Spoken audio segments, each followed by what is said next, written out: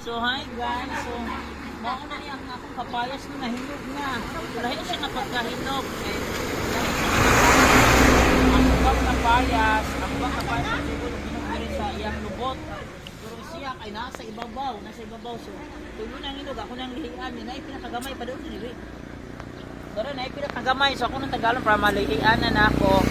Ana, para pala malihian na ako niya. Ipapanghatag na taan ni or ibaligya.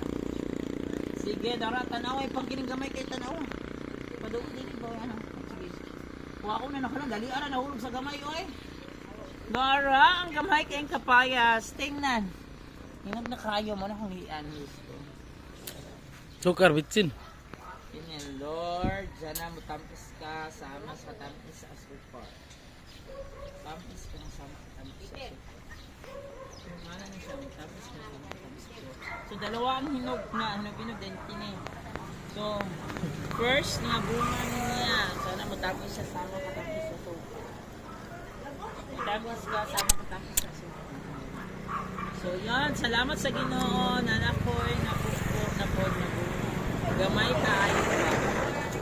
Wala ni na to. Bye. Wala ako na ning tilaw.